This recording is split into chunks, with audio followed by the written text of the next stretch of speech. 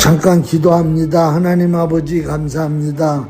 오늘 또 이제 12월 첫째 주일을 맞이해서 하나님 앞에 예배드리며 오늘도 영광 돌릴 때 하나님 받으시는 예배가 되게 하시고 말씀을 선포하고자 하오니 성령께서 기름 붓는 말씀이 되어서 사람의 말이 아니라 하나님의 말씀이 되어서 혼에 떨어지지 말고 우리의 영 속에 박히는 하나님의 말씀의 씨가 되게 하여 주시옵소서. 성령께서 기름 부어 주시옵소서. 모든 영광 주님께 돌리며 예수님의 이름으로 기도 올리옵나이다. 아멘. 자, 저는 이제 오늘 레위기 17장 10절에서 14절, 창세기 9장 4절에서 6절, 이 창세기 2장 7절 근거해서 생명의 신비 5번째 시리즈로 말씀을 나누겠습니다. 본문 말씀 우선 이스라엘 집 사람이 그들 중에 거류하는 거류민 중에 무슨 피든지 먹는 자가 있으면 내가 그 피를 먹는 그 사람에게는 내 얼굴을 대하여 그를 백성 중에서 끌으리니 육체의 생명은 피에 있습니다. 내가 이 피를 너희에게 주어 제단에 뿌려 너희의 생명을 위하여 속죄하게 하였으나니 생명이 피에 있으므로 피가 죄를 속하느니라. 자, 이 말씀 가운데서 우선 여기 거류민이 나옵니다. 그 다음에 이스라엘 집사람이 나옵니다. 즉 이 말은 뭔 말이냐, 만인. 이스라엘 백성에게 국한된 종교의식이 아니고 모든 인간, 땅에 있는 모든 하나님의 형상대로 지음받은 인간에게 주시는 하나님의 말씀이라 이 말입니다. 그래서 무슨 피든지 먹지를 말아라. 그래서 무슨 피라는 얘기는 짐승의 피까지도 얘기하고 있는 거죠. 그 다음에 그 피를 먹는 자는 하나님께서 그 백성 중에서 끊어버리겠다. 즉 그 생명을 앗아가겠다는 얘기죠. 그 다음에 육체의 생명은 피에 있다. 오늘 그것을 이제 원어로다가 말씀을 드립니다.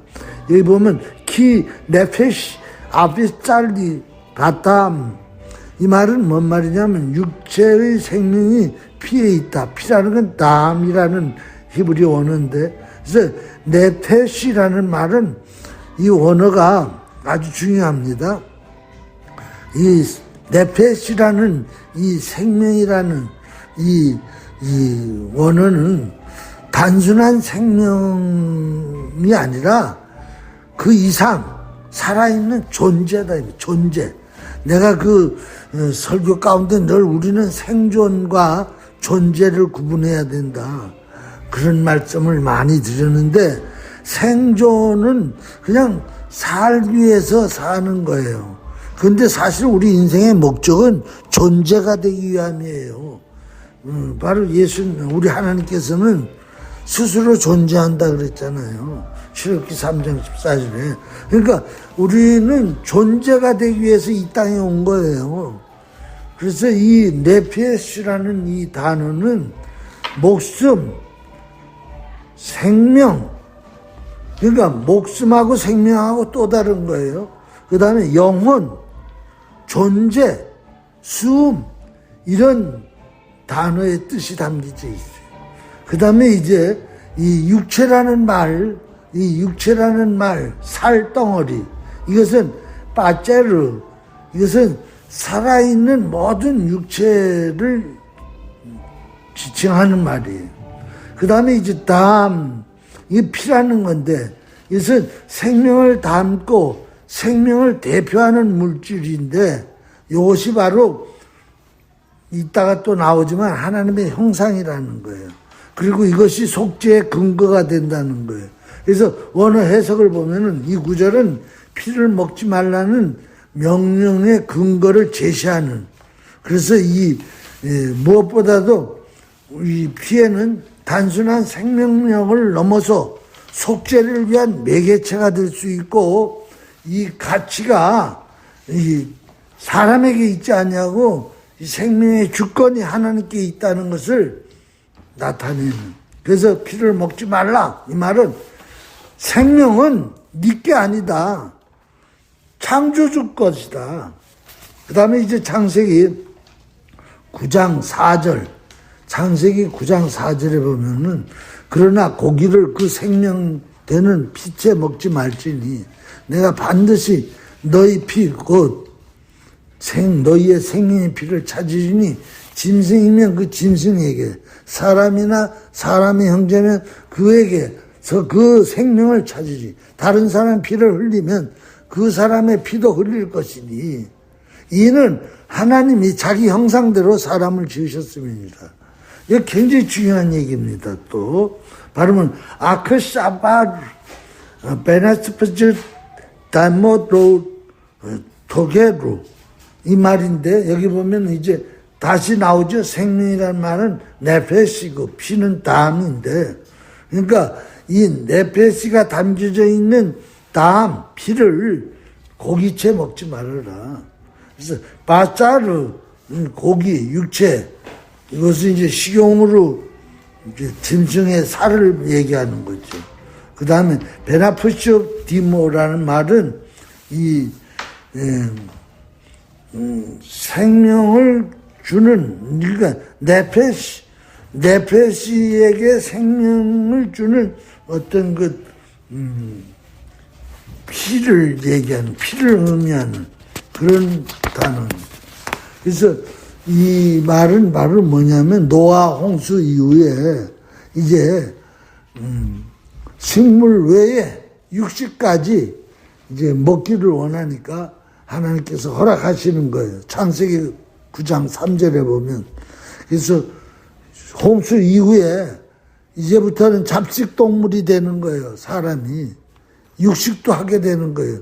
그 바람에 인간 수명이 팍 줄어들죠. 그러니까 홍수 이전에는 이제 오존층이 벗겨지기 전이고 또 직사광선을 찌기 전이기 때문에도 왜 창궁 위에 있던 물이 그대로 있었기 때문에 아주 이 지구 덩어리가 온실같이 춥지도 않고 너무 덥지도 않고 그 다음에 이렇게 자연재해가 없었고 아주 온실 같았었는데 이제 궁창 위에 물이 다 쏟아져 내려오고 또 지하에 물이 터져 올라오면서 결국은 지하도 고갈이 되고 그러면서 동식물이라든가 이런 것들이 다 폐허가 됐죠. 다 뒤죽박죽되고 그래서 거기서 지금 나오는 게 이제 석탄, 석유가 그런 것에 썩은 것이 나오는 거고 그 다음에 하늘에 있는 이제 궁창이 쏟아져 내려오는 바람에 결국은 지구가 폐허가 된 거예요. 그리고 나니까 이제는 먹을 식물도 좀 부족하고 그래서 육식을 먹으니까 생명이 또 줄어드는 거예요. 그래서 생명이 이제 120세로 다 팍 줄어드는 거죠. 이 육식은 결국은 먹으라고 하나님께서 허락을 하되 기정을 주는 거예요. 유한적 기정인데 그것이 곧 뭐냐? 피째 먹지 말아라. 피는 곧 생명이다. 내 패시다. 그렇기 때문에 피를 먹지 말라고 하시는 것은 피의 가치는 아까도 얘기했지만 창조주에게 있다. 그 다음에 그 생명은 바로 존중받아야 된다. 바로 이 인간의 고귀한 것이 바로 뭐냐? 생명이다.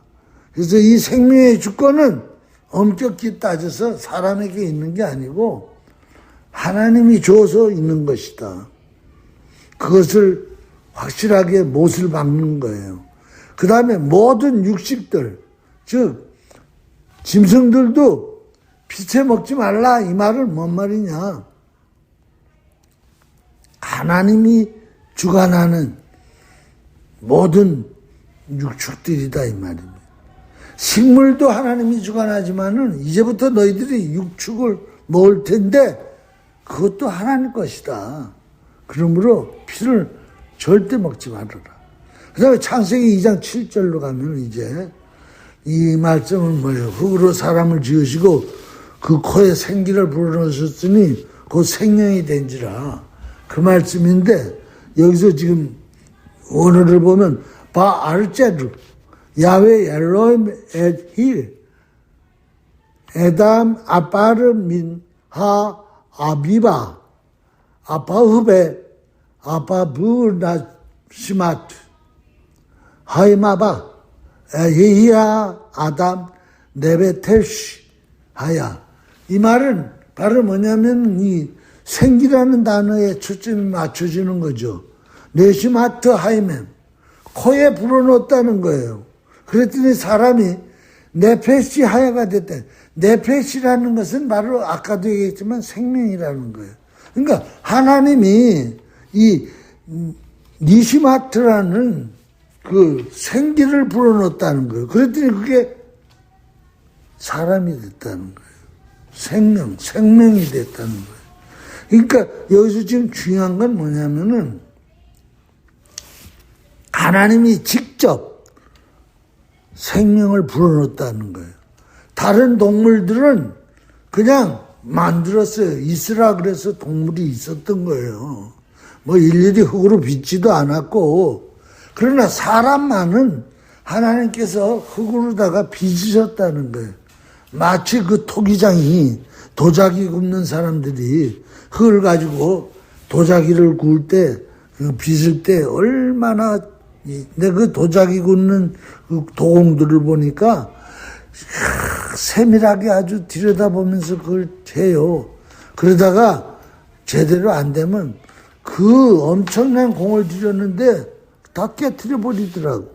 그리고 흙이 굉장히 비싼 흙이에요. 그런 흙을 고를 수도 없어. 그 토기장이가 그 하나의 토기를 만드는데도, 도자기 하나 만드는데도 그렇게 섬세하게, 근데 하나님께서 우리를 그렇게 세밀하게 빚으셨다는 거예요. 그걸로 끝난 게 아니에요.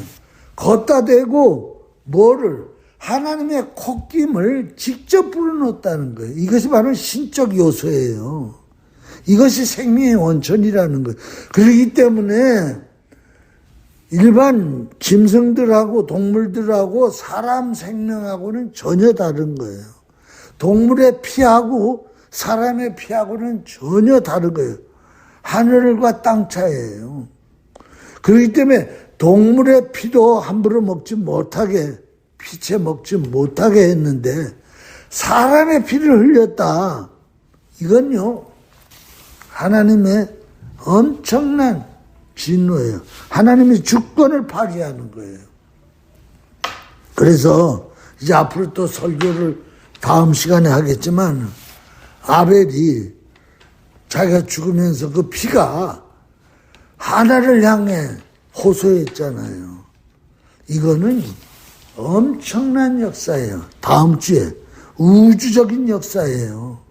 아이고, 그 뭐 그런 일이 있었나 보지. 그 무슨 전설에 나오는 얘기인가? 아니라니까요. 하나님 말씀은 1.1핵도 빠뜨릴 수 없는 말씀이세요.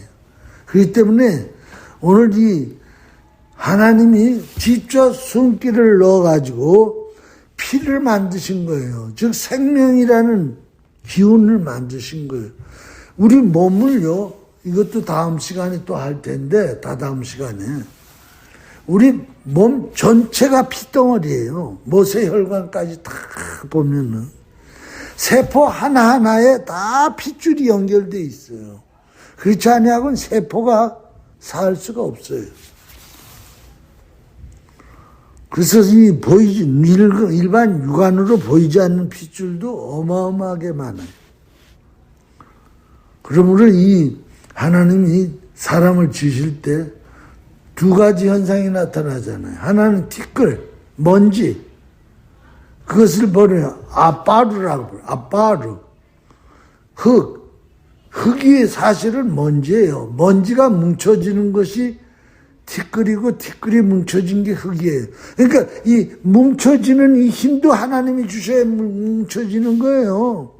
아, 우리는 늘 흙을 밟고 다니고, 그러니까 뭐 흙은 이렇게 여기 밟을 수 있도록 이렇게 딱딱한가 보다.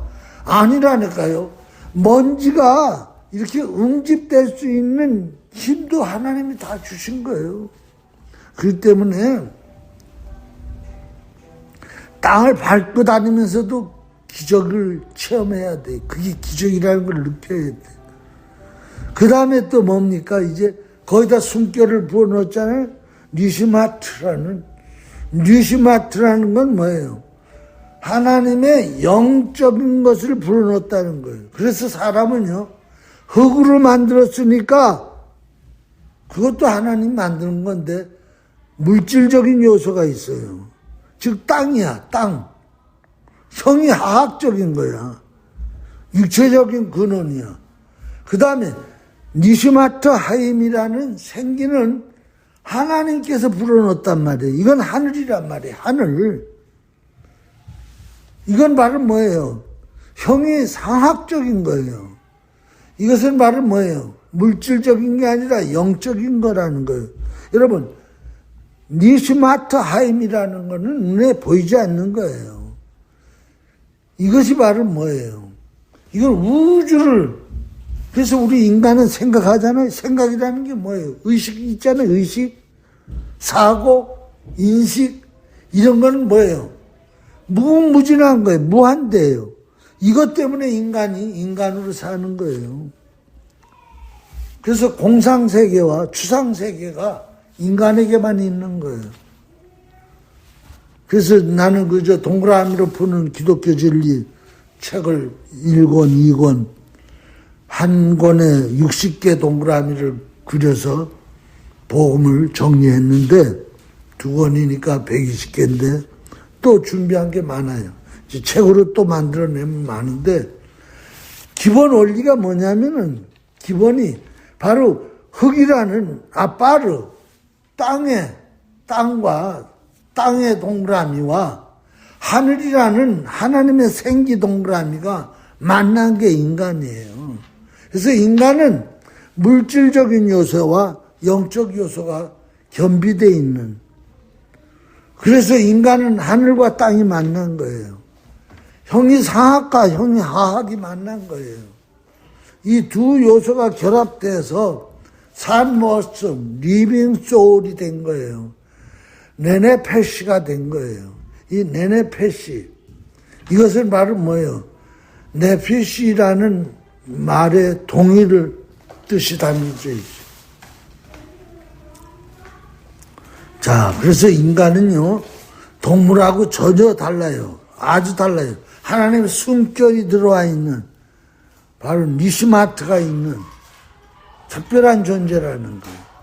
그래서 지금 뭐 사람들, 어린아이들을 잡아다가 유괴하다가 어린아이들 피를 빨아먹는 무슨 그 딥스테이트들이 있다는데 자기들이 젊어지려고.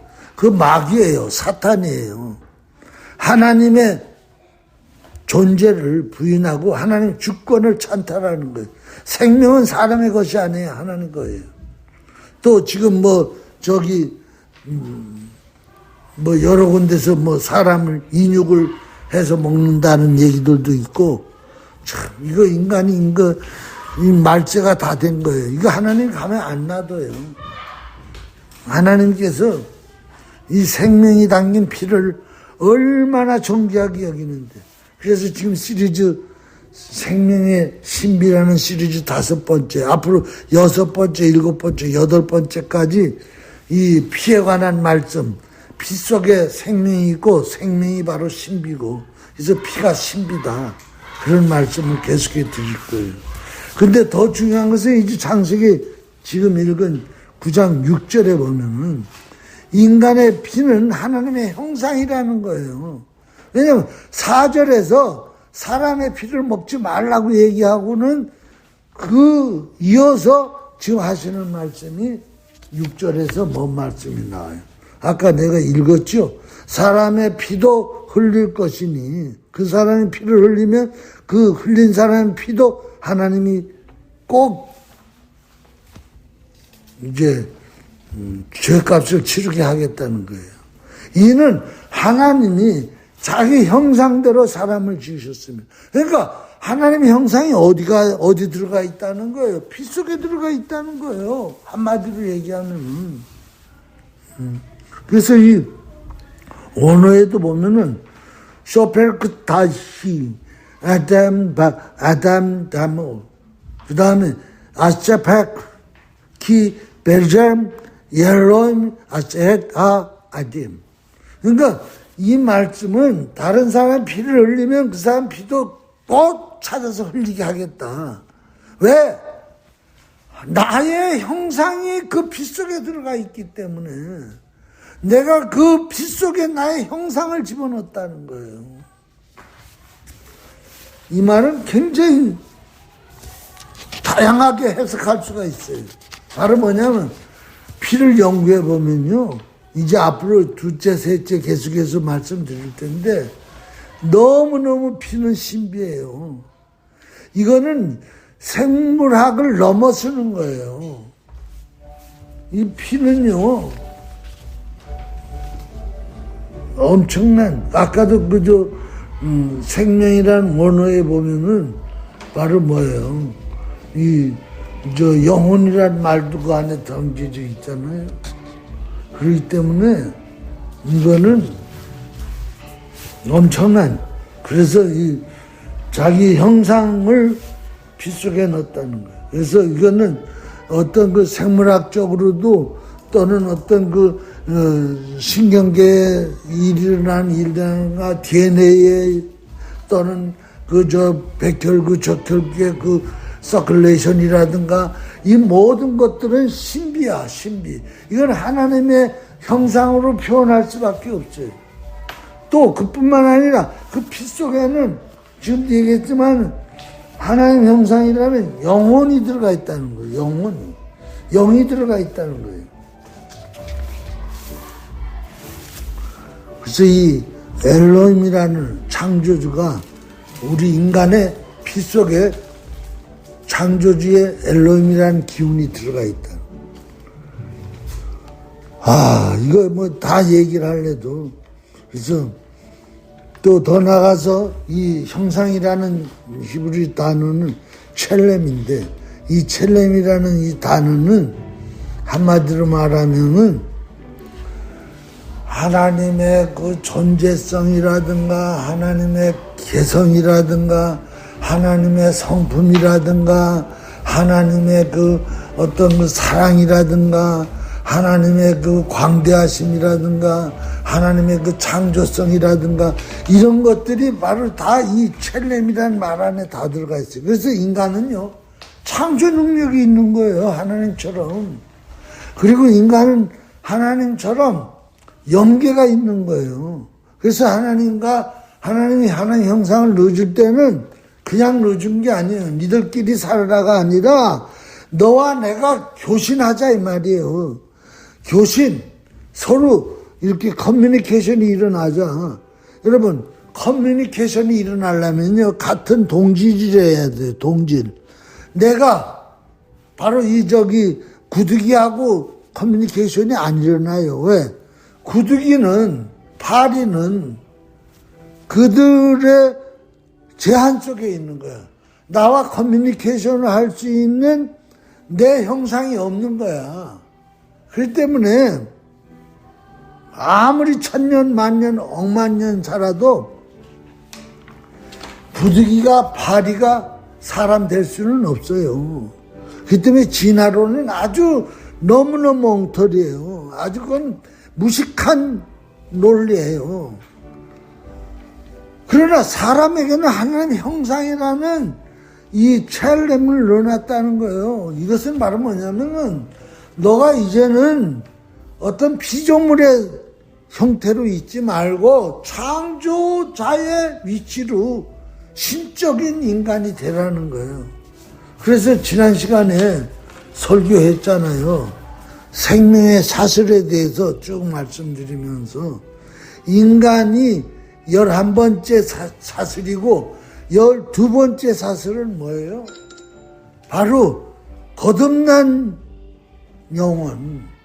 거듭난 영혼은 하나님의 신적인 영역에 참여하는 자예요. 그래서 거듭나는 거는 from heaven, 하늘로부터 난다는 거야. 하늘로부터. 그래서 이 거듭나는 거는요 천지 개벽하고 똑같은, 천지 창조하고 똑같은 레벨이에요. 근데 우리는 거듭남을 너무 그냥 대수롭지 않게 여겨요. 너무너무 흔하게 생각해.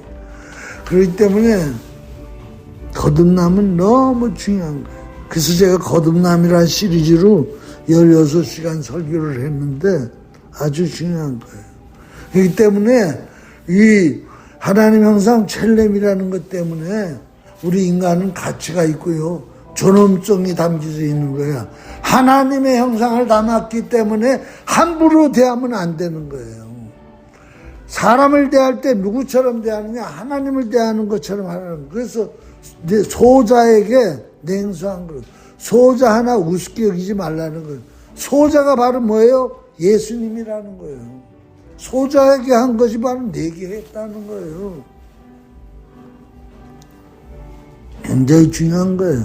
그 때문에 함부로 사람 죽이고 총질하고 뭐 갖다 고문해가지고 그래서 피 말려 죽인다 그러죠. 그 다 피 흘리는 거예요. 바깥으로 뭐 째서 피가 안 나오더라도 피 말려 죽이는 고통을 주는 거 그거 다 하나님 앞에 엄격한 보상을 해드려야 돼. 심판만. 그래서 피와 형상은요 상호 보완적인 거라는 거예요. 아주 너무 중요한 거예요. 그래서 이것으로 인해서 하나님께서 이제 특별히 모든 만물도 다 하나님 거지만은 인간만은 너는 내 자식이라는 거예요. 자식. 그래서 우리가 아버지라고 부르는 거예요. 하나님 아버지라고 부르는 거예요.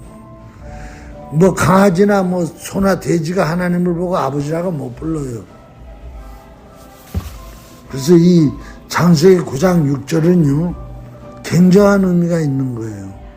그래서 이 신성 불가침성을 천명하고 있는 거예요.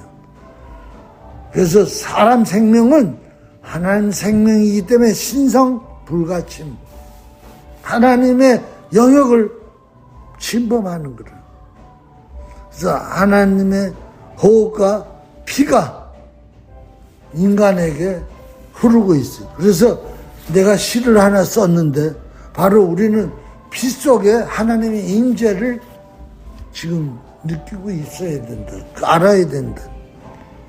이 피는 뭐 우연히 생긴 물리적인 무슨 물질이다. 아니에요.